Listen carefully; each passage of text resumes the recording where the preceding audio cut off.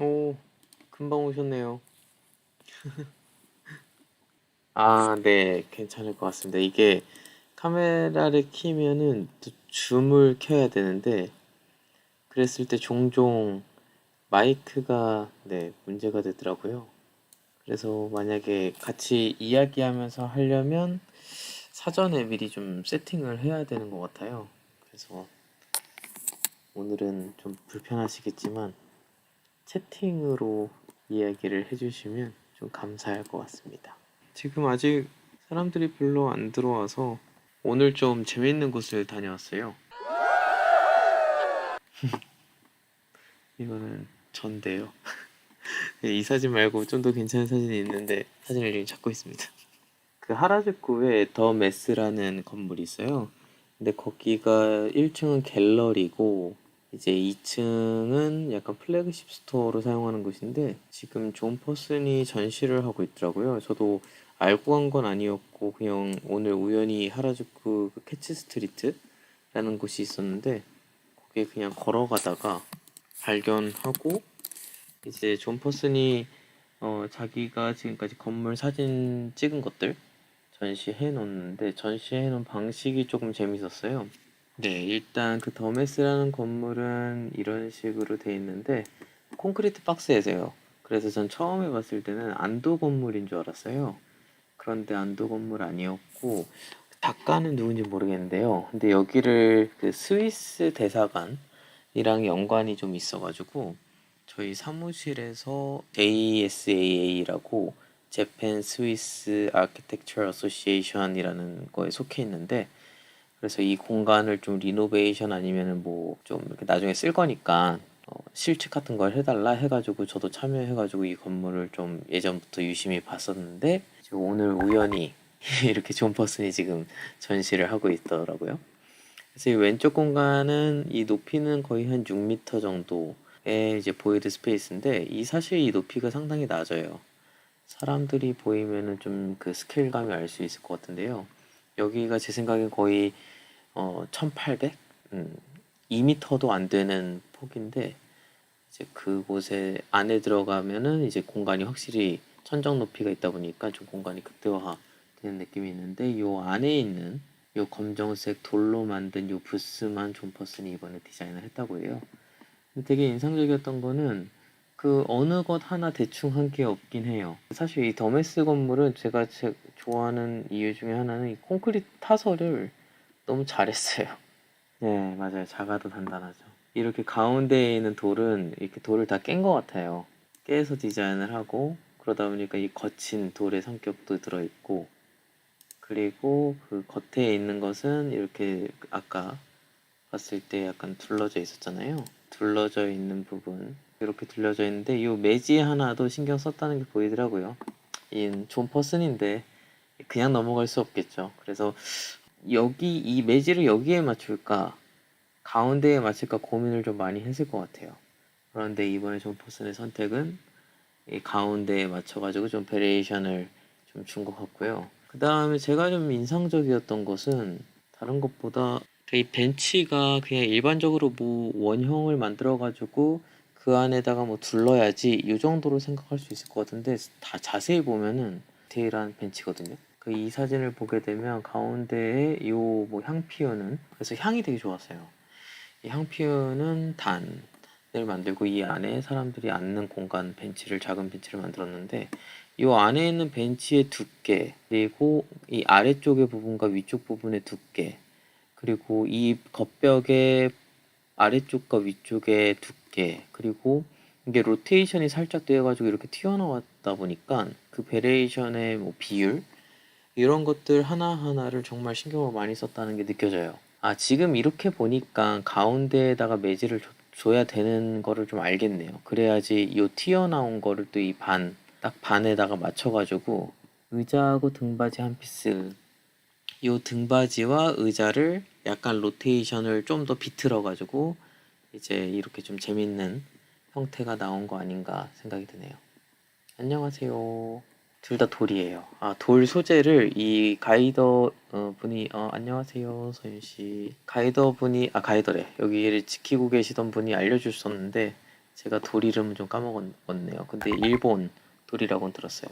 그리고 이제 재밌었던 부분은 이거는 이제 존 퍼슨이 한 거고, 이 오른쪽에 아까 그 전시실을 가게 되면 전시실 이 더메스 이 공간이 너무 예뻐서 사실 어떤 그림을 걸어놔도 예쁘긴 하거든요. 저도 이 건물을 정말 좋아하는데 나중에 도쿄에 오신다면 꼭 한번 가보시길 추천합니다. 왜냐면 디테일이 상당한 건물이에요. 이제 그냥 보게 되면은 별거 없구나라는 생각이 드는데 이제 자세히 보기 시작하면 디테일이 엄청난 건물입니다. 이런 지붕이라든지 여기 이 이 문의 디테일도 보통이 아니에요. 나중에 사진이 있으면 좀 더 디테일하게 이야기할 수 있을 것 같은데, 뭐 예를 들어서 요 사진을 하나 볼게요. 이게 입구에서 들어간 곳에 이제 전시하는 곳인데, 일단 뭐 이런 하바키에 대한 걸레바지에 대한 거라든지 이 콘센트를 어디다 배치하는지, 빛을 어떻게 끌고 오는지, 조명 레일, 그 다음에 요 이제 공조 시스템을 어디다 달았는지 이런 것만 봐도 이 건물의 지금 완성도가 상당히 수준이 높다는 것을 이제 알 수가 있어요. 네, 하바키.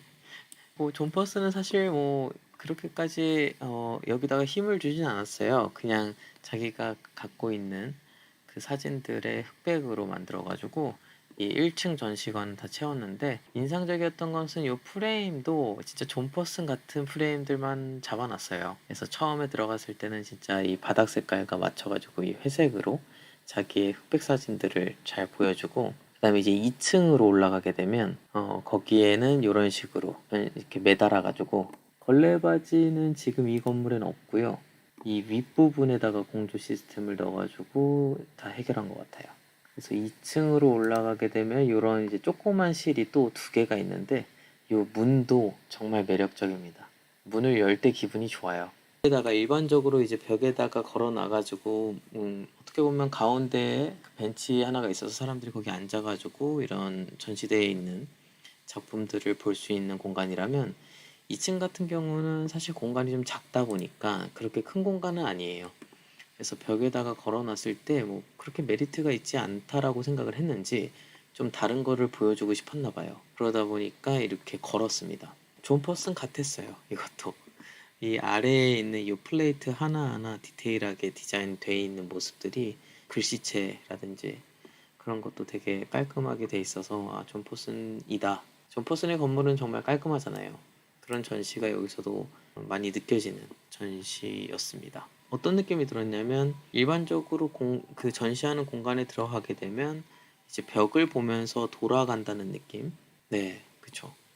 그 사람의 느낌이 물씬 납니다. 그래서 공간을 이렇게 좀 돌면서 본다는 느낌이 있었는데, 이 공간에 들어가게 되면 약간 이렇게 지그재그라고 해야 되나? 리을자. 이 안을 통과하면서 공간을 보게 되니까 이 앞면과 뒷면의 전시 그 사진이 달라요. 그런 내용이라고 해야 되나? 이름과 그 번호는 이 아래쪽에다가 잘 넘버링이 돼 있었는데, 저는 생각보다 보기는 좀 편했어요. 근데 작품의 높이가 제가 생각한 것보다 좀 낮아서, 물론 저도 작은데 제가 느끼기에도 낮게 느껴졌거든요. 거의 이 그림의 중심선이 제 느낌에는 한 1300 정도였거든요. 그래서 살짝 높아도 되지 않았을까라는 생각은 했는데, 이 그림의 높이가 조금 낮았어요. 제가 평소에 보던 그림의 높이보다는. 근데 존 퍼슨의 의도가 있었던 거겠죠. 아래층 1층은 거의 다 흑백이었다면 2층은 이렇게 좀 색감이 들어가도 되게 컨트라스트를 많이 줘가지고 분위기 있는 사진전을 볼 수 있었습니다. 다음에 도쿄에 오시면 캐치 스트릿의 이 더 메스를 한번 방문해 보시면, 아마 그때는 존 퍼슨 전시를 하고 있지는 않을 것 같은데 또 다른 갤러리 전시를 하고 있을 것 같아요. 여기는 그 오모테산도 길에 샤넬 건물 있잖아요. 자르, 그 MVRDB가 한 그 옆으로 들어오게 되면 캐치 스트릿이라는 거리가 있는데, 시부야까지 연결되는 그 부분에 있는 건물입니다. 아유, 왜 좋은 곳에 계시면서 계속 부러워하시나요? 그쪽도 좋은 건물들이 많잖아요. 네네. 프랑스 어느 쪽 가셨나요? 파리랑 그쪽 갔다 오신 거예요? 아, 디테일이요. 그쵸, 이제 디테일. 저는 계속 일본에 있다 보니까 디테일에 좀 더 많이 신경을 쓰게 되는 것 같아요, 확실히. 디테일이나 재료 물성, 어떻게 보면 제가 몸담았던 사무실이 이제 그런 재료 물성을 많이 신경을 쓰다 보니까 저도 이제는 그쪽에 좀 많이 빠지게 된 것 같고, 파리, 니스, 모나코, 와 진짜 좋은 데 같다. 니스가 저도 요즘에 너무 가고 싶었었는데. 그렇군요. 건축에 대해 잘 모르지만 안도 다다오 팬이고요. 취미로 건축물 찾아다니는 거 좋아해요. 오, 그러시구나. 최근에 저희 학교에 이제 안도 타다오가 강연을 왔었거든요. 엄청 건강하시더라고요. 그 안도 타다오의 강연을 아마 저번에 라이브 때도 제가 잠깐 언급했었던 것 같은데, 확실히 그 사람은 말을 정말 잘해요. 말을 잘한다는 게, 예전에 유시민 선생님이 그 방송이었나 어디선가 그런 이야기를 했었는데, 사람 같은 말을, 인간적인 말, 그러니까 편한 말을 해야 이제 일반 사람들이 잘 전달을 받는다. 왜냐면 정치인들이 너무 어려운 말을 하게 되면 일반적인 사람들이 잘 못 알아듣기 때문에 그런 부분에서 좀 좋지 않다라는 언급을 예전에 저도 유튜브에서 본 것 같거든요. 근데 안도상을 보게 되면은 안도상이 딱 그래요. 제가 느끼기에 그 이소자키의 책을 본다든지 아니면 이토토요의 옛날 책을 보게 되면 상당히 글이 어려운데, 그런데 이제 안도상의 경우에는 강연에서도 그렇고 말을 되게 편하게 해요. 진짜 동네 할아버지처럼. 그러다 보니까 저도 강연을 보면서 많이 들었던 생각은, 야, 이분이 정말 쿠사마 야요이를 만나가지고 유명한 곳에다가 작품을 하신 분인지, 바젤의 비트라의 건물을 지은 분인지, 아니면 그렇게 세계적으로 유명한 뭐 프리츠커를 받은 분인지라는 생각이 안 들 정도로 동네 할아버지가 와서 강연하는 느낌?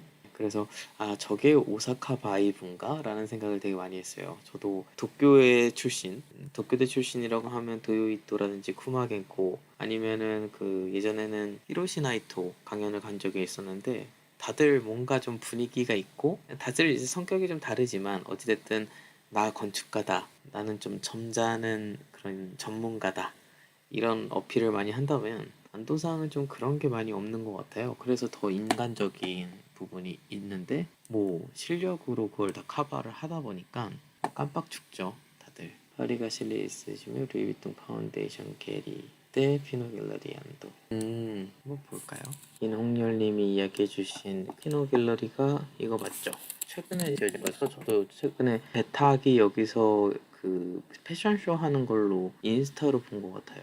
근데 요거 같은 경우는 정말 잘한 것 같아요. 저는 개인적으로. 기존 건물의 성격을 그대로 갖추면서 이 안도 타다오라는 건축가의 성격을 강렬하게 어필했었던 프로젝트 아니었나 싶긴 합니다. 루이비통 건물은 지금 이거 말씀하시는 건가요? 또 이거 아키데일린가 거기서 본 것 같은데, 이거 보면서는 조금 과하다라는 생각을 좀 하긴 했어요.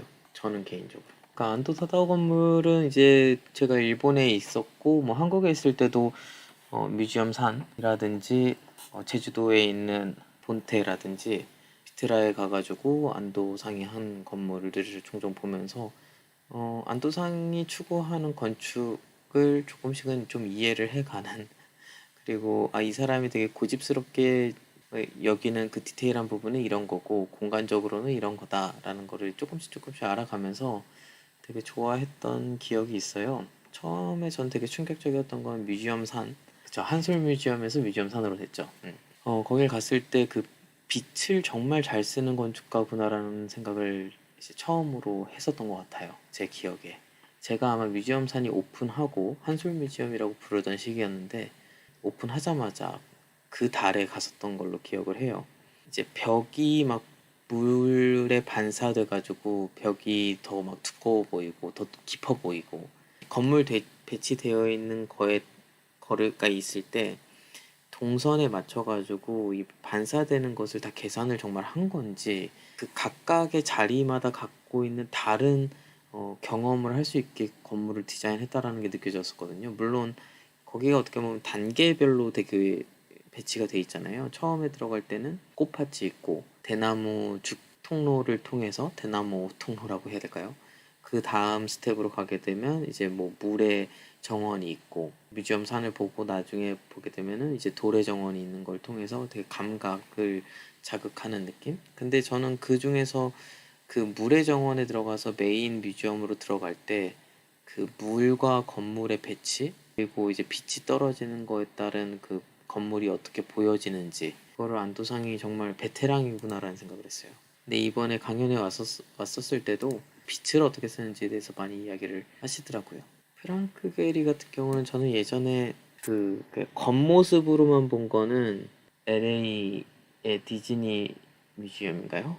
월트 디즈니였나? 네, 그거는 이제 겉에서만 보고 MIT 대학에 갔을 때 이제 게리 건물을 안에서 제가 들어가서 본 것 같아요. 근데 저는 너무 너무 어렵더라고요. 커버를 한 느낌이 많이 강하다 보니까 제가 좋아하는 스타일의 건물의 성향과는 달랐던 것 같아요. 근데 이제 제가 그 프랭크 게리를 되게 리스펙하는 부분은 어찌됐든 이분이 만들어낸, 그러니까 이분이 리딩을 한 프로그래밍이라고 해야 될까요?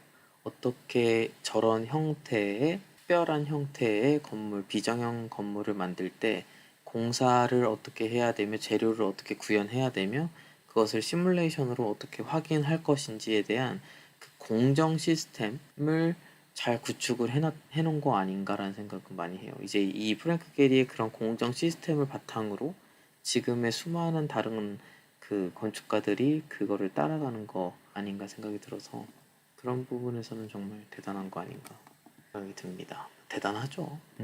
옛날에는 구조적으로도 그 모양을 풀었는데 요즘은 박스의 오브제로 꾸미는. 네. 근데 저는 약간 이런 비정형 건물들을 보게 되면은 내부에 어떻게 그 구조로 연결을 시킬지, 그러니까 기능성으로 어떻게 이거를 바로 작용을 시킬지가 더 이렇게 주의 깊게 보는 것 같아요.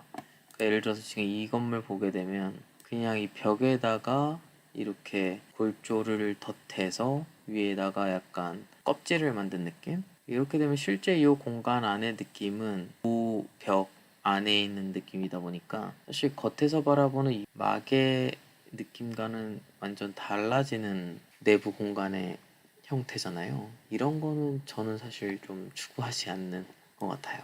이런 걸 봤을 때 이제 제가 예전 계속 뭐 매번 얘기하는 것 같지만 시게루반의 건축을 보게 되면 이런 게 많이 없다 보니까 그런 게 좀 재밌죠. 시게루반 같은 경우는 그걸 구조로 바로 푸니까요. 만약에 형태가 좀 특이하다, 그럼 그 형태를 구조로 바로 끌고 오니까요. 이런 식으로. 이제 슬슬 오늘 좀 원래 하려고 했었던 이야기를 좀 해볼까 합니다. 이번 시간 라이브를 할 때 그때는 일본에서 어떻게 취직해요? 라는 질문으로 한국에서 이제 대학교 졸업을 앞둔 학생이 질문을 했었어요. 그때 같이 이야기를 하면서 라이브를 진행을 했었죠. 근데 오늘 같은 경우에는 그 잔디 아빠의 지인이 우연히 유튜브를 보다가 잔디 아빠를 발견한 거예요. 그래서 부랴부랴 잔디 아빠한테 연락을 해가지고 저도 지금 일본 유학에 좀 관심이 있다. 이분은 실제로 한국에서 그 실무를 하신 분이에요. 그런데 공부를 좀 더 해보고 싶다. 특히 일본에서.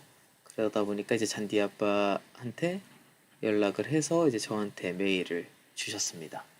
지금 이렇게 질문은 1번부터 5번까지 왔고요. 이거에 대해서 단답형으로 제가 대답을 해드렸어요. 그런데 이 대답을 하면서 느낀 게 확실히 메일로 이렇게 전달을 하다 보니까 조금 전달이 다 안 되는 것 같다라는 생각이 들더라고요. 그래서 왠지 이런 일본 유학에 대해서도 궁금해 하시는 분들이 많을 것 같아서 저번에 일본에서 취직하는 거에 플러스로 그래서 이것도 한번 라이브로 진행을 해봐야겠다 라는 생각으로 이번 편을 좀 준비를 했습니다. 먼저 그렇죠.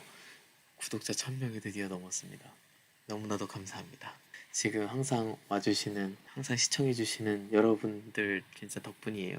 이제 1000명이 안 될 줄 알았는데 조금씩 오르더니 지금 1000명을 만들었습니다. 유학 이야기 하기 전에 그 다음 라이브, 원래 이번 라이브를 원상공론 패널들과 다 같이 하고 싶었었는데 다들 좀 요즘에 바빠서 시간이 안 맞아서요. 좀 미뤘습니다. 너무나도 감사합니다. 그래서 아마 5월 28일에 패널들 4명과 함께 라이브를 진행할 계획입니다. 그래서 오늘 혹시나 지금 계신 분들 중에 뭐 저희한테 궁금한 부분이라든지 아니면 그날 이런 이야기를 좀 다뤄주세요 라는 주제 타입 키워드가 있다면 먼저 이 채팅방에다가 남겨주시면 제가 그걸 참고해서 패널들한테 공유를 해서 준비하도록 하겠습니다. 좋습니다. 그러면 이제 유학에 관련돼서 이야기를 할 건데 지금 혹시 같이 이야기하고 계시는 지금 보고 계시는 분들 중에 유학에 대한 생각이나 경험이 있으시면 언제든지 끼어드셔도 너무나도 좋습니다. 언제든지 끼어들어 주세요. 특히 지금 여기 홍열님은 미국에서 유학을 하셔가지고 제가 일본에서 유학한 경험과는 또 다른 경험들이 있을 것 같아서 중간중간에 언제든지 치고 들어오셔도 좋습니다. 일단 한번 그럼 이분이 저한테 메일을 보내준 것을 볼게요. 건축사를 일단은 합격을 하셨다고 합니다. 네, 대단하십니다. 회사 다니면서 해외 여러 건축물을 조사하고 참고하며 프로젝트를 진행해 왔습니다. 철학의 방향이 모호했지만 회사를 다니면서 자연스럽게 일본 건축물을 많이 접하게 되면서 간결한 건축, 자연을 통한 건축을 원한다는 것을 알게 되었습니다라고 이야기를 해요. 확실히 좀 한국에서 건축을 할 때 일본 건축을 사용하기가 좀 좋은 것 같아요. 기후적인 부분도 비슷하고 일본의 디테일이라든지 좀 톡톡 튀는 아이디어들이 많다 보니까 한국에서 이제 사용하기에 좋은 것들이 많지 않을까 생각이 듭니다. 결정적으로 유학을 꿈꾸게 된 이유는 일본 건축물이라고 해요. 이걸 한번 같이 보시죠. 키델리 보다가 우연히 이 건물을 보긴 했었는데요. 저는 이 건물을 통해서 유학의 길까지 간다라고 생각은 안 했지만 글을 보내주신 분은 이 건물이 되게 인상적이었나 봐요. 네, 이 건물입니다. 카나자와에 있는 쇼타 나가니시라는 건축가, 여기다 오노 재팬이라고 하는데 카나자와는 거기죠? 21세기 뮤지엄 있는 그쪽에 있는 작은 집입니다. 재밌었던 것은 지붕이 상당히 특이하고요. 도쿄에 있는 미우미우 건물이랑 저는 되게 컨셉이 비슷하지 않나. 근데 이건 주택이구나 라는 생각을 했습니다.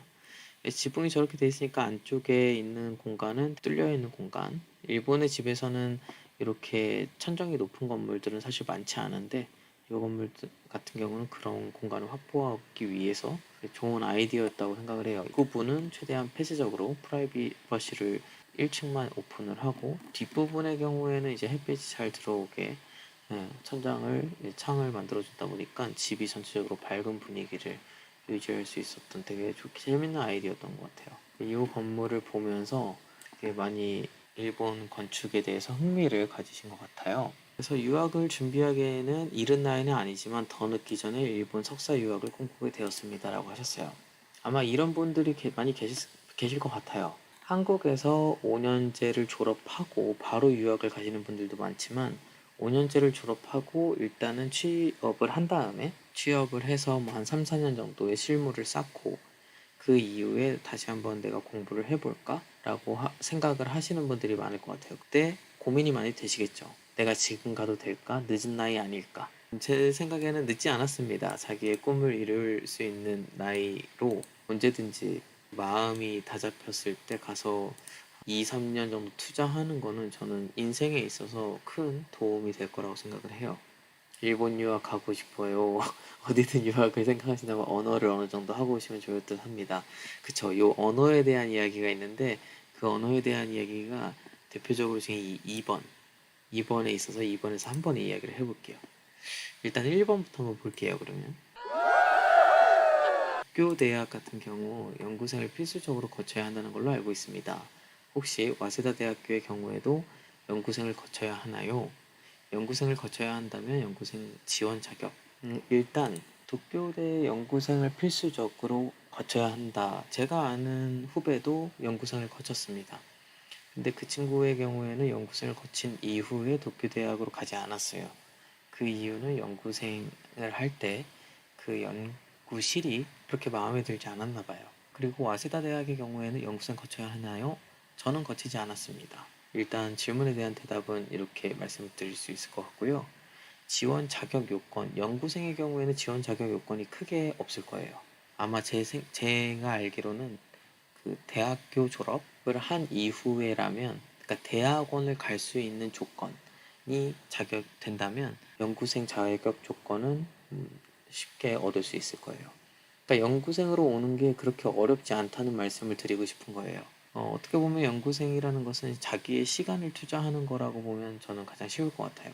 6개월 기간 동안 그 연구실에 가가지고 한번 경험을 해보는 거죠. 사실 연구생으로 오는 친구한테 어떤 연구를 주진 않습니다. 그리고 그 친구한테 뭐 특별한 이렇게 말을 하면 좀 셀지도 모르겠지만 그냥 세게 기억나는 단어들로 세게 이야기를 할게요. 기대를 하지 않습니다. 왜냐면 연구생으로 왔기 때문에 소속되어 있는 학생이라기보다는 6개월 잠깐 와가지고 경험해보는, 사무실로 이야기를 하면 인턴이라고 이야기를 할게요. 네, 그러다 보니까 인턴한테 그 사무실의 메인 프로젝트를 주진 않죠. 기간이 짧다 보니까 그 짧게 와서 할 수 있는 것들을 던져주는 경우가 많아요.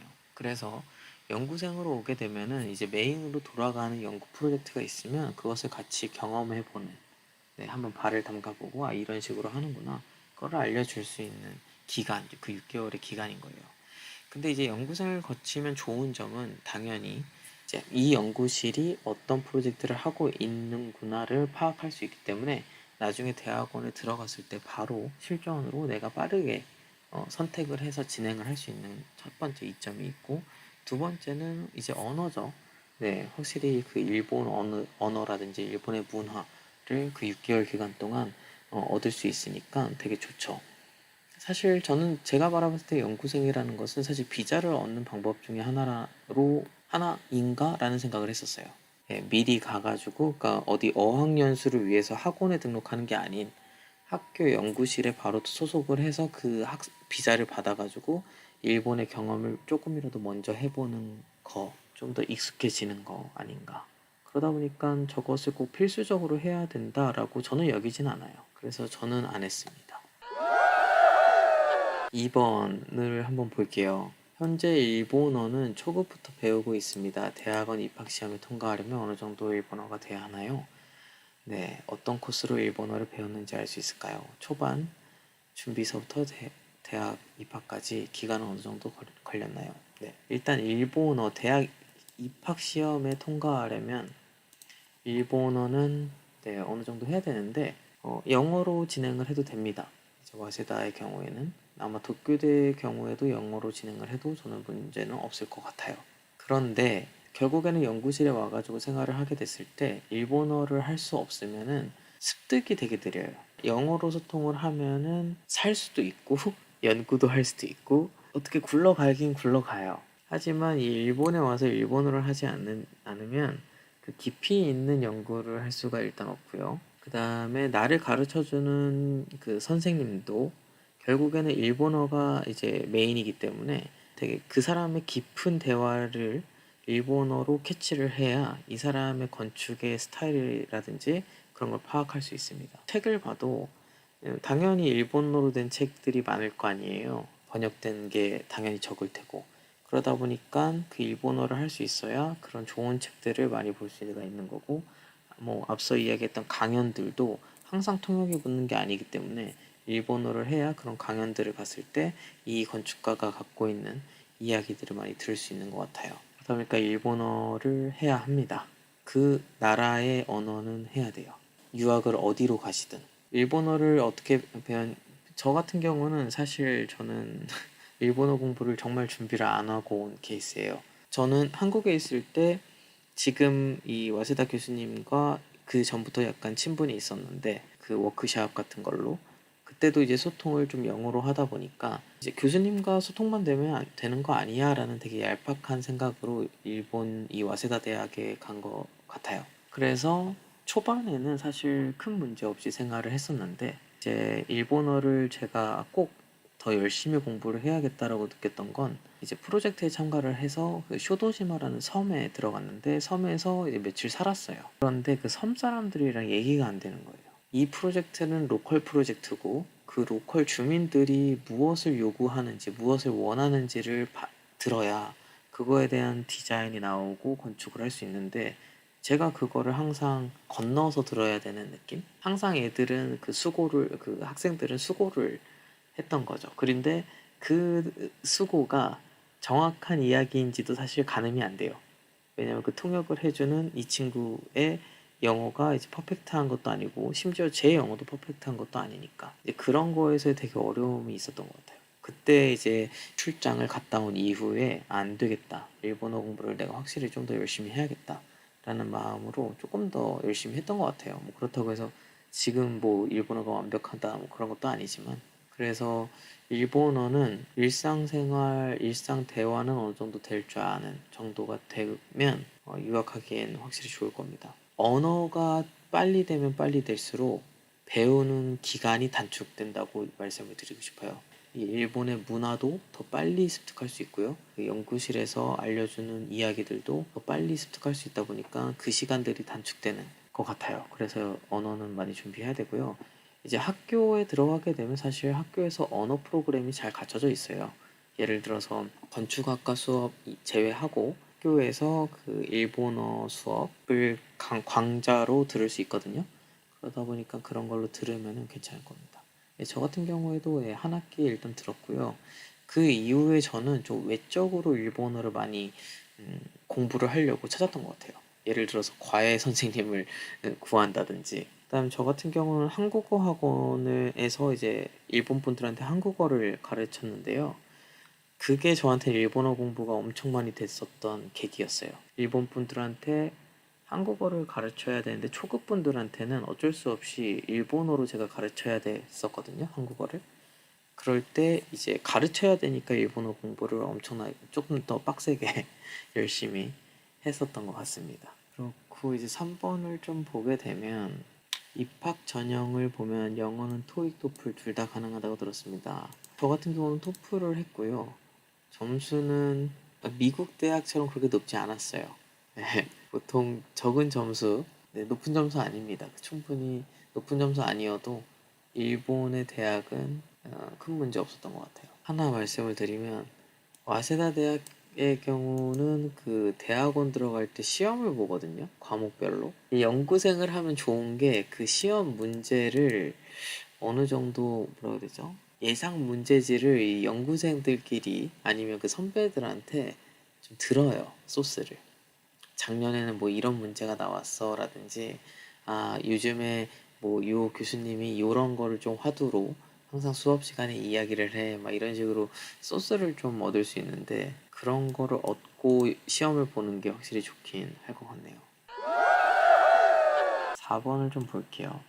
일본은 BIM을 많이 쓰나요? 한국처럼 스케치업 캐드 다른 프로그램도 쓰나요? 이거는 이제 저번에 제가 취업 때도 한번 이야기를 했던 것 같은데 대기업의 경우에는 빔을 쓰기도 하고요. 이제 아뜰리의 경우에는 스케치업, 뭐 라이노, 아니면 캐드 그리고 벡터를 많이 씁니다. 그리고 이제 뭐 포토샵이라든지 뭐 그런 일러스트레이터라든지 뭐 그런 거 많이 쓰고요. 그 정도일 것 같네요. 레빗은 아직은 많이 안 쓰는 것 같아요. 한국처럼 한국은 요즘에 거의 다 레빗 많이 쓰는 걸로 들었는데요. 일단 제가 몸담았던 곳에서는 별로 못 봤어요. 그리고 제가 있었던 대학원 연구소는 어떤 곳이었나요? 그 연구소 추천하는 이유가 있을까요? 라고 해요. 사실 제가 이 대답을 하려고 라이브를 킨 거긴 합니다. 이거를 메일로 제가 적기에는 저희 연구실을 소개하는 게 되게 힘들어가지고 사이트를 보면서 한번 이야기를 해보는 건 어떨까라는 생각을 해봤어요. 개인적으로 이제 저희 연구실을 추천합니까? 라는 이야기에 있어서는 저는 추천합니다. 저는 일본에서 제가 후르야 노부아키 교수님 연구실에 들어온 선택은 되게 좋았던 것 같아요. 되게 잘 선택한 거였구나라는 생각을 매번 하고 있습니다. 작은 아뜰리에에서는 레빌 라이센스 비. 네. 그쵸. 이게 사무실을 운영하게 되면은 그 라이센스 문제도 엄청 골치 아픈 것 같더라고요. 뭐 오토캐드도 그렇고, 이런 3D 프로그램들도 그렇고. 그러다 보니까 일단 저희 연구실은 네, 노부아키 후루야 노부아키 연구실입니다. 그래서 저희 교수님은 55년에 태어나셨고, 그래서 세대로 보게 되면은 일본의 4세대 건축가죠. 그래서 약간 쿠마, 시게루반 그쪽 제너레이션에 속한 분이고요. 안도상이랑은 상당히 친합니다. 안도상이 유럽 여행을 갔을 때 후루야상은 그때 스위스에 계신 걸로 제가 알고 있는데 그때 이제 만나가지고 조금 이런저런 얘기를 하셨나 봐요. 그래서 친해져가지고 연구실에도 안도상이 막 이렇게 쓴 편지, 후루야상한테 쓴 편지가 있어서 볼 수 있고 그렇습니다. 이번에 학교에 왔을 때도 안도상 옆에서 좀 케어를 후루야상이 하셨고 후리아상은 이제 일본 건축학협회에서 이제 회장직을 하고 계시고, 일본 건축에서는 거의 모르시는 분들이 없을 정도로 영향력이 있어요. 그러다 보니까 사실 연구실 학생들이 나중에 취직할 때도 후리아상의 영향을 좀 많이 받을 수 있는 이점도 있습니다. 제가 받은 후리아상의 첫 인상은 되게 인간적인 사람이다라는 생각을 되게 많이 했어요. 푸마의 경우에는 되게 사업성이 강한 사람이고, 뭐 되게 약간 사람들이 너무 롤 모델로 바라보기 때문에 범접할 수 없는 느낌의 아우라가 있다면, 후루야상은 되게 친근합니다. 그리고 학생들을 되게 좋아하고요. 학생들과 이야기 나누는 것과 학생들의 시간을 되게 존중해줘요. 예를 들어서 일단 학교에서 수업이 있는 시간, 뭐 당연한 건데요. 학교에서 수업이 있는 시간과 그 연구실에서 미팅 시간이 있어요. 그 시간은 무조건 확보해요. 이게 무슨 말이냐면, 사실 이제 사업이 바빠지고 사무실이 바빠지면은 약간 그런 거를 취소를 하거나, 아니면 중요한 클라이언트가 있을 경우에는 클라이언트 미팅이 앞전이 되고 이 수업이 연구실의 어떤 미팅이 뒷전이 되는 경우들도 종종 있는데요. 후리아 교수님은 되게 학생을 중요시 여기는 선생님이에요. 저희 연구실의 규모는 100명이 넘어요. 지금 제가 아마 최근에 들었을 때, 제가 있을 때가 한 120명이었고, 제가 최근에 들었을 때 거의 한 140명에서 50명 된다고 했거든요. 그 연구실인데 웬만한 학부급으로 운영이 되는 연구실이에요. 그러다 보니까 사실 와세다에서 후루야 노부아키 연구실은 그 힘이 좀 셉니다. 그러니까 힘이 세다는 것은 학교에서 지원해 주는 것도 많고요. 이제 후루야 교수님이 추구하는 프로젝트나 그런 연구들을 학교에서 많이, 그러니까 뭔가 우리가 이런 걸 좀 해보고 싶다라고 제안을 했을 때 많이 받아주는 것 같아요. 여기 뭐 멤버라고 적혀 있는데, 후루야 교수님이 중심으로 후지 교수님이 그 밑에 계시고, 이제 그 밑에 조교수와 조수들이 이제 컨트롤하고, 그 밑에 여기 박사 과정들이 뭐 이렇게 있고요. 그리고 그 밑에는 이제 석사 과정들, 뭐 1학년, 2학년, 그다음에 이제 앞으로 들어올 친구들, 뭐 이런 식으로 적혀 있어요. 프로젝트를 바로 볼게요. 그래야지 좀 이해하기 빠를 것 같은데, 사실 저도 최근에는 연구실을 많이 안 가서 제가 최근 프로젝트는 잘 몰라요. 그리고 코로나 때, 그리고 제가 그 키아스 다닐 때 그때도 좀 프로젝트를 연구실에 많이 참석을 안 해서 그때도 몰라서, 제가 이제 있었을 때 프로젝트 이야기를 많이 할게요. 최근에 이제 프랑스 가가지고 꼬르비제 프로젝트가 하나 있어서, 여기 롱샹이랑 라뚜레트, 이번엔 라뚜레트인 것 같은데 거기 실측하고 왔더라고요. 일단 연구실은 크게 두 가지로 나뉘어요. 이 프로젝트와 세미나입니다. 그래서 프로젝트라고 하는 것은 실제로 건축을 하는 거예요. 저는 사실 이 프루야 노부아키 연구실의 좋은 점은 이 프로젝트가 많은 게 좋아요. 왜냐면 제가 그 사무실에 있으면서, 사무실에는 좀 도쿄 공대 친구들이 많이 있었는데, 생각보다 연구실에 프로젝트가 없는 친구들도 많더라고요. 진짜 연구만 해요.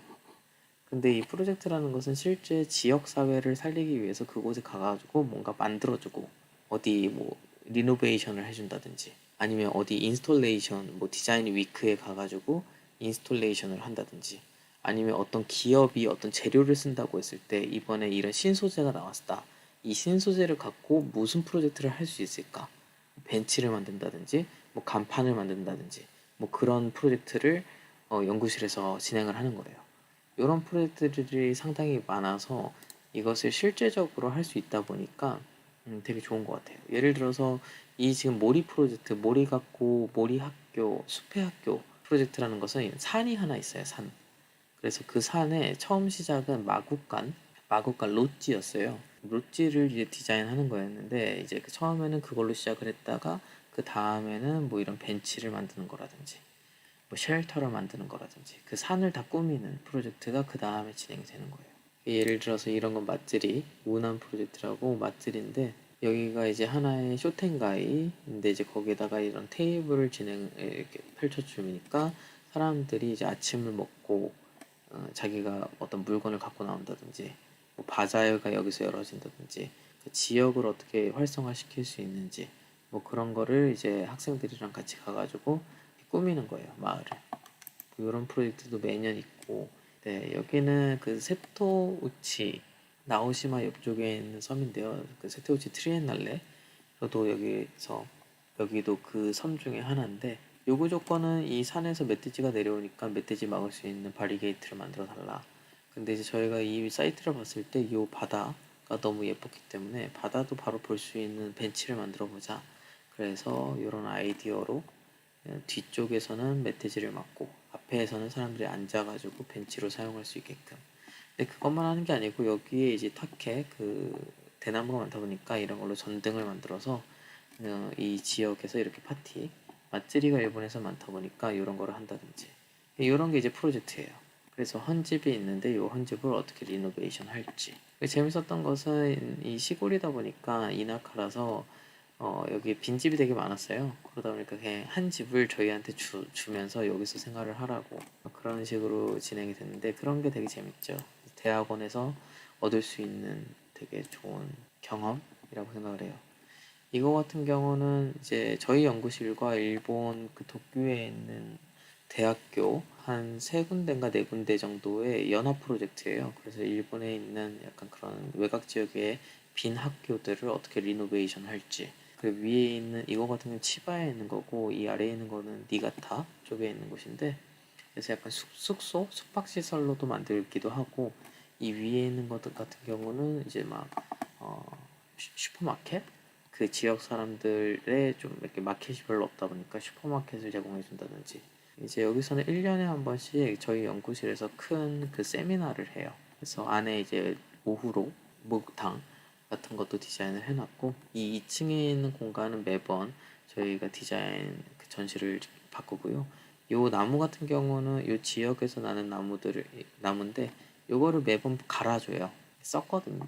근데 이제 이게 어떻게 보면은 썩는 나무를 왜 저렇게 매번 하는 거야? 라고 이야기할 수 있지만 이 지역에 있는 나무를 다시 살려가지고 여기다가 활용을 해주고 이제 그러면서 도쿄에 있는 이 와세다라는 대학의 연구원들이 이제 여기에 와가지고 그 지역과의 교류를 만들 수 있는 커뮤니티를 형성해주고 그런 게 하나의 시스템이 되어 있는 것 같아요.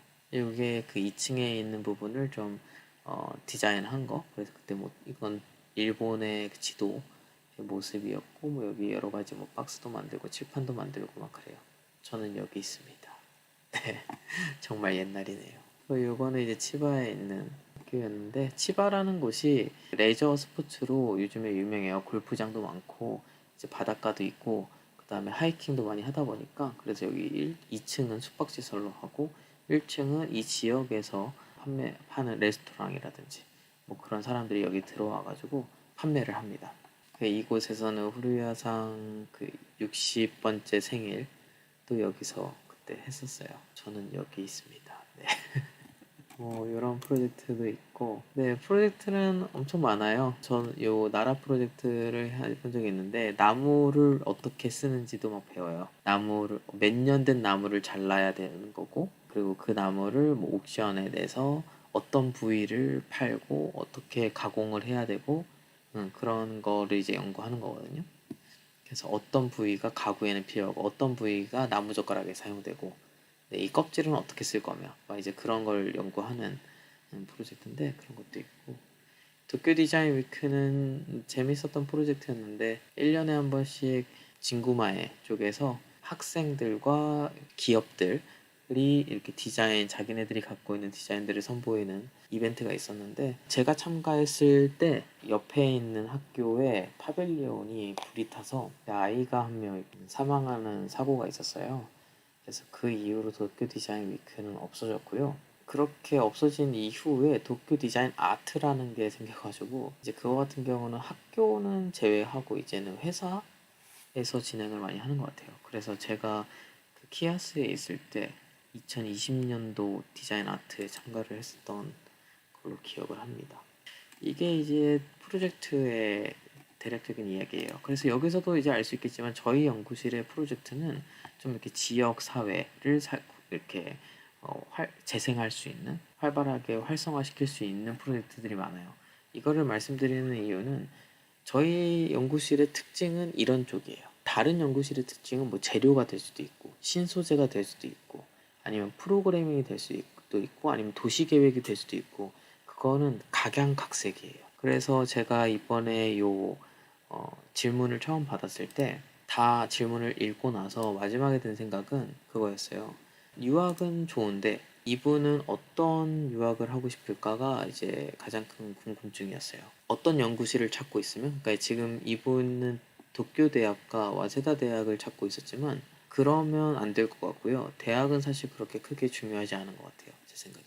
그 대학에서 그 연구실, 그 교수님이 어떤 프로젝트를 하고 있는 건가, 어떤 연구를 하고 있고, 어떤 세미나가 있고, 이 교수님이 지향하는 건축은 뭔가, 그게 내가 앞으로 공부하고 싶은 것과 맞나를 보고 대학을 선택을 하는 거지. 대학을 선택해 놓고 거기서 교수님을 찾는 거는 저는 거꾸로라고 생각을 해요. 건축가나 교수를 찾고 그 이후에 대학에 맞춰서 그 대학에 맞는 절차, 그 대학이 뭐 이런 점수를 원한다, 아니면 이런 그 시험을 원한다, 그럼 그거에 맞춰서 그 교수님한테 가려고 방향을 잡아야 되는 것 같아요. 추가적으로 저희 연구실 세미나도 되게 재밌는 게 많거든요. 그래서 세미나까지 말씀을 드리면, 크게 말씀을 드리면 이교적으로 저희가 작가론회라고 해서 작가론이 크게 4명이 있는 것 같아요. 첫 번째는 키쿠타케 키요노리, 그 메타볼리즘의 창시자죠. 그리고 이제 르꼬르비제가 있고, 스카르파, 그리고 그다음에 존 헤이덕, 이렇게 4명이 있어요. 스카르파랑 존 헤이덕은 이제 후리아 교수님이 아마 예전부터 연구를 많이 하셨을 거예요. 꼬르비제랑 키쿠타케 키요노리는 저희 연구실이 거의 메인으로 많이 해서, 저번에 이제 막 꼬르비제 재단이랑 여러 가지 많이 해요. 도면 정리도 저번에 한번 해본 적 있었고, 그다음에 롱샹 가서 실측한 적도 있었고, 이번에 라뚜레트 갔었죠. 그리고 키쿠타케 키요노리 같은 경우도 그래서 뭐 키쿠타케의 그런 사무실에 있었던 도면 정리 한번 했는데, 진짜 막 50년 전 도면 그런 거 보면서 아, 이렇게 했었구나, 그런 걸 좀 엿볼 수 있었던 부분이고, 이제 이분들의 건물들을 확실히 더 깊이 있게 책에 있는 거 이상으로 공부를 할 수 있는 부분, 그런 게 되게 이 세미나에서는 좋은 것 같고요. 그다음에 이 한톰의 공간이 좀 아시아, 이제 연구실에 어쩔 수 없이 중국인들과 약간 이제 한국인이 많아요. 중국 친구들이 정말 많거든요. 생각에 한 35%는 지금 중국인인 것 같은데, 그러다 보니까 아시아 프로젝트가 많은데 거기서 이제 한톰의 공간이라고 해서 반투명 공간이라는 주제로 많이 논문을 썼던 것 같아요. 세미 퍼블릭, 세미 프라이빗 공간이라고 하는 게 좀 맞을 것 같은데, 한국어로 보면 어떻게 보면 좀 마당 같은 공간이죠. 아니면 마루 같은 공간? 이제 도시 속에 있는 경계에 대한 이야기도 될 수도 있고요. 그래서 이런 세미나도 많이 있었고요. 근데 이 세미나도 지금 제가 이렇게 말씀을 드리잖아요. 제가 요즘에 있는 건 잘 모르겠어요, 막 이렇게 이야기하는 이유가, 이런 세미나도 그렇고 프로젝트도 그렇고 정해진 게 아니에요. 물론 매년 계속 이어지는 프로젝트나 세미나는 있습니다. 하지만 누군가가 교수님 이런 프로젝트 해보는 건 어떤가요? 아니면 교수님이 내가 이번에 이런 프로젝트를 갖고 왔는데 한번 해볼까? 아니면 세미나도 똑같아요. 어떤 친구가 지금부터는 한번 제가 루이스 칸을 한번 뚫어볼까 하는데, 루이스 칸을 좀 깊이 있게 공부해도 되나요? 그쪽으로 세미나를 좀 진행해도 될까요? 그런 식으로 해서 진행을 하면 그 세미나가 생기는 거예요. 이제 그거에 대해서 이제 조수, 아까 그런 조교들과 뭐 이제 박사과정인 친구들이 뭐 투입될 수도 있고, 그렇게 해서 세미나가 이제 진행이 되는데, 뭐 리더가 있고요, 당연히. 그렇게 진행이 되는 거죠. 그러니까 어떤 자기가 관심 있는 게 무엇이냐에 따라서 그거에 맞춰서 공부를 할 수 있는 연구실인데, 저는 호리아 교수님이 가장 좋은 건 그 의견에 있어서 되게 잘 받아주세요. 이게 말랑말랑하세요. 어떤 이야기든. 제가 예전에 한번 이걸로 간단하게 이야기했었던 적이 있었는데, 제가 한국에 있었던 학교에서 그 석사과정 들어갈 때 어떤 논문 쓸 거냐 막 그런 거를 제출해야 되는 계획서가 있었어요. 그때 저는 미국을 갔다 온지 얼마 안 됐었고, 뉴욕의 맨하탄에 대해서 제가 되게 인상적이어서 디지털 파사드에 대해서 되게 관심이 많았어요. 그 맨하탄의 되게 화려한 그 디지털 파사드를 보면서 이게 건축적으로도 되게 영향을 미칠 수 있는 거 아닌가? 라는 생각으로, 이게 되게 상업적인 곳에, 뭐 강남이라면 강남이 될 수도 있고요. 이 디지털 파사드가 어떤 영향을 줄까? 그리고 이게 건축적으로 어떻게 변화할 수 있을까에 대한 관심이 되게 많았던 것 같아요. 그래서 그거를 제가 제출을 했었거든요. 근데 이제 대학원 들어갈 때는 어떻게 그게 어떻게 통과가 됐는데 이제 제가 이제 그걸 논문을 쓰려고 나중에 학교에 가가지고 진행을 했는데 그때 교수님한테 빠꾸를 먹었어요. 이걸로는 논문을 쓸 수가 없다. 그때는 사실 좀 이해는 할 수 없었지만 어쨌든 교수님이 안 된다고 하니까 이제 좀 들어야겠다. 그래서 또 다른 관심 분야로 이제 리노베이션, 그래서 회원 아파트에 대해서 저는 논문을 썼는데 방금 이런 사례가 저희 연구실에 있으면 아마 저희 교수님은 받아줄 거예요. 쉽게. 예, 그게 문제가 안 돼요. 그 주제에 있어서는. 그 주제에 대한 것을 어떻게 건축적으로 끌고 올 거며 이걸 어떻게 사회적인 공헌도가 있는 정보로서 만들어 나갈 것인가에 교수님은 관심이 많아요. 예를 들어서 저도 이 친구가 이런 논문을 쓰네 라는 걸로 좀 재밌었던 학생이 있었는데 이 친구는 자전거 주차장의 거리에 대해서 논문을 썼어요. 그러니까 그 이동 거리. 그 도시 속에 자전거 주차장이 몇 개가 있으며 이걸로 뭐 시간이 몇 분이 되며 막 이런 이야기를 어떻게 데이터하고 어떻게 앱화 시킬까. 그런 거를 건축에 있어서 건축의 그 거리감을 어떻게 줄여나갈 것인가. 대중교통이 아닌 이 자전거라는 매체로. 막 이런 걸로 논문을 쓰는 친구가 있었는데 저는 그런 생각을 되게 많이 했거든요. 이걸 어떻게 건축을 한다는 거지? 건축 논문을 이걸 어떻게 쓰는 거지? 그런 생각을 좀 했던 것 같아요, 그때. 근데 잘 풀어내더라고요. 그런 게 지금 교수님의 되게 역량?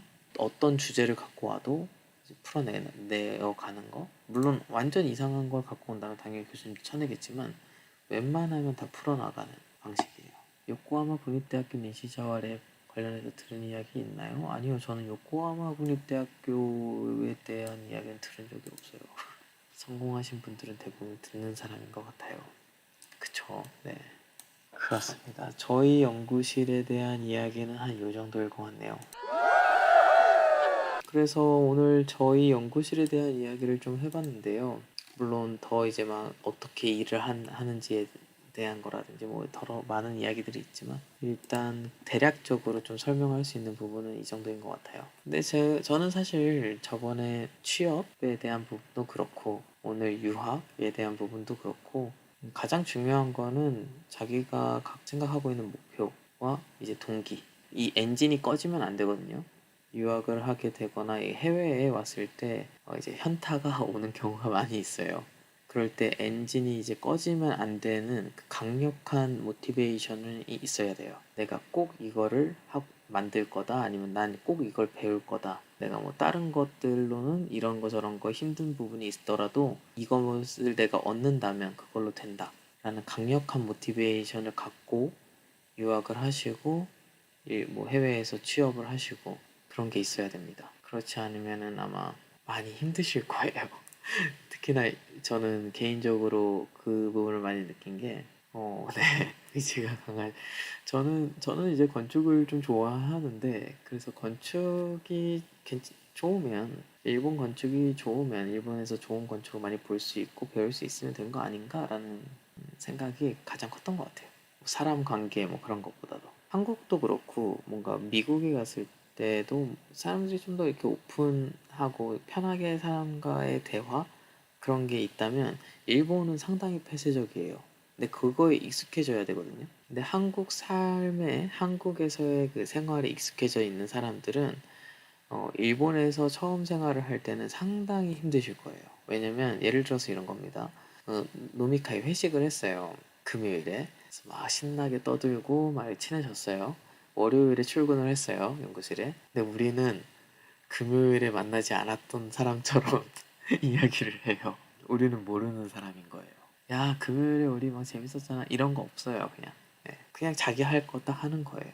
근데 그런 게 얘네 왜 이래? 라고 이야기를 할 수가 없어요. 근데 그런 것을 조금씩 이해하고 편하게 인간관계를 만들어 나가다 보면 오히려 그게 되게 편하거든요.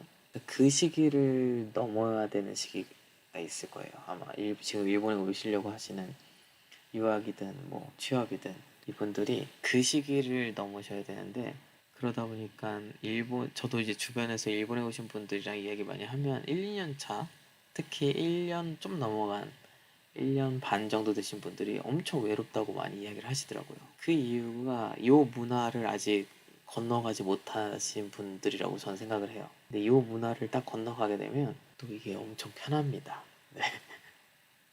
남들을 신경 안 써도 되는 아주 편한 상태로 생활을 할 수 있기 때문에 어찌됐든 네, 결론은 그 강력한 모티베이션을 갖고 준비를 하시면 아마 재밌을 거예요.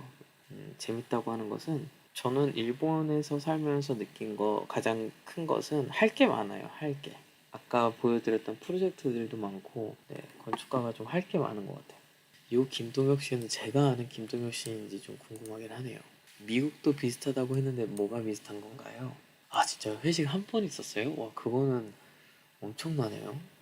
저희는 그래도 1년에 두 번은 크게 회식을 했었는데 야 5년에 회식 한 번은 조금 심한데요? 네.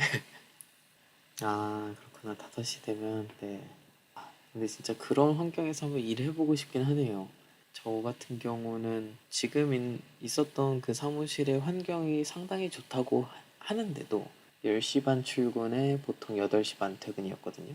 물론 이제 점심시간 있고 이제 중간에 티타임 한 30분에서 45분 정도 티타임 한 번 있고 뭐 그렇다고 해도 그 정도에 끝나는데 5시 퇴근은 야 투잡할 수 있겠는데요? 네. 하긴 이제 코로나 근데 저는 정말 궁금한 게 건축 사무실이 재택을 할 수가 있나요? 이제 저희 사무실도 코로나 터졌을 때 처음에는 이제 재택으로 하다가 나중에는 너무 답답해서 그냥 올 수 있는 사람들은 사무실로 와달라고 저 같은 경우도 자전거로 갈 수 있는 거리다 보니까 자전거로 한 15분 정도였었는데요. 그래서 그냥 출근을 했었거든요. 아, 그래요? 재택으로 하는구나. 하긴 근데 도면으로 하게 되면 할 수 있을 것 같은데 예를 들어서 약간 재료를 이제 선정해야 된다든지 그런 부분에서는 아뜰리에서는 재택하기가 너무 조금 막 의사소통도 너무 오래 걸리더라고요. 바로바로 일주일에 2일만. 아, 효과적이긴 하겠네요. 네. 아, 지금 이제 슬슬 12시가 돼가지고 그 아까 이야기했었던 5월 28일에 라이브를 할 것 같거든요. 근황 토크 요즘에 뭐 하고 있는지 그때 이제 저도 제가 요즘에 했던 프로젝트 그리고 교회도 아마 그쯤 되면 어느 정도 조금 더 지금보다 바닷가 라는 상태여가지고 보여드릴 게 따로 없는데 어떤 곳인지 이제 좀 설명이 될 것 같아서 오늘은 좀 마무리를 해보려고 합니다. 오늘 이야기한 게 앞으로 유학을 오는데 좀 더 참고가 될 수 있는 내용들이 됐으면 좋겠고요. 혹시 이거 외에도 유학 관련돼서 좀 더 구체적으로 디테일한 질문이 있으시면 메일 보내주시면 제가 아는 선에서는 대답을 해드리도록 하겠습니다. 그리고 다시 한번 말씀드리지만 5월 28일 다른 패널들과 같이 이야기를 할 텐데 그때는 아마 제 이야기보다는 다른 패널들 세 분 이야기를 많이 할 것 같고요.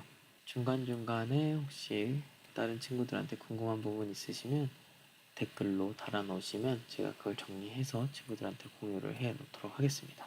네, 다시 한번 구독자 1000명 잘 도와주시고 밀어주시고 앞에서 끌어주시고 네, 너무나도 감사드리고요. 네, 앞으로도 꾸준히 요즘에 영상이 업로드는 안 되고 있지만 계속 머릿속에는 그리고 있거든요.